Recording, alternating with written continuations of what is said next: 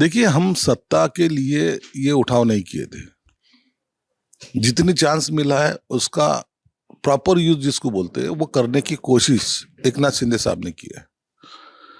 2.5 साल में आप देखेंगे कि पूरा माहौल उन्होंने बना दिया था। आज जो महायुति को सत्ता मिली है उसकी वजह एक है कि एकनाथ शिंदे साहब का काम।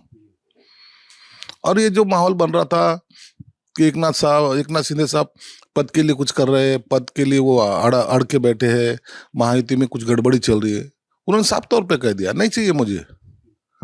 ये इतना बड़ा दिल शायद ही किसी बड़े नेता में ही हो सकता है। और उन्होंने मोदी साहब से बात की, अमित शाह साहब से बात की और छोड़ दिया, मेरा कोई क्लेम नहीं, आप जिसको चाहे बना दो, हमारा उनको समर्थन रहेगा। इसके लिए शिंदे साहब पे कोई दबाव आने का सवाल ही नहीं उठता। शिंदे साहब अगर चाहते तो कुछ और डिसीजन ले सकते थे, लेकिन वो युति धर्म तोड़ना नहीं चाहते थे। जो सपोर्ट मोदी साहब ने और अमित शाह साहब ने किया था उसके लिए वो उनसे लॉयल रहे, इसलिए दबाव आने की कोई संभावना थी भी नहीं और ना कोई ला सकता है। इसलिए एक अच्छा नेता बोल के आज महाराष्ट्र उनकी तरफ देखता है, यही उनका लगता है कि ये काम का उनको सर्टिफिकेट है। तुम कोई चीज जो चांस दिया उसको क्या कैसे निभाए उसके ऊपर बहुत कुछ डिपेंड रहता है। बीजेपी क्या उनको चैलेंज कर सकती है?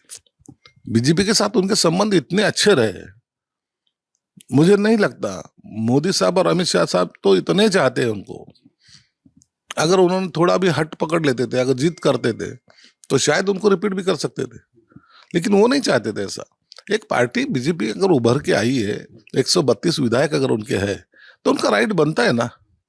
तो उनके राइट में अपन अपनी थाली पे जो बोलते हैं ना कि भाई अपना ही परोस लो, वैसा उस नेचर के शिंदे साहब नहीं है, इसलिए उनको यूज एंड थ्रो कोई कर भी नहीं सकता। आज भी शिंदे साहब वो शिंदे साहब है। नहीं, कोई दावा नहीं किया था, शिंदे साहब ने कोई दावा नहीं किया था। अगर दावा करते तो शायद फिर वो अड़ के बैठते थे, लेकिन उन्होंने पहले दिन से कोई दावा नहीं किया था। उन्होंने यही कहा था कि ऊपर के जो नेतागण जो है, एनडीए में हमारी युति है, तो वो युति के माध्यम से जो भी उन्होंने डिसीजन लेंगे वो हमको एक्सेप्ट है, ये उनकी पहले से राय थी और उसी राय पे वो कायम रहे। देखिए, मुझे लगता है कि एकनाथ शिंदे साहब महाराष्ट्र की ही राजनीति में रहेंगे और लगता है कि डिप्टी सीएम पद वो ना ले, ये बहुत बड़ी बात हो सकती है। वो डिप्टी सीएम पद लेंगे नहीं, ऐसा मेरा अंदाजा है।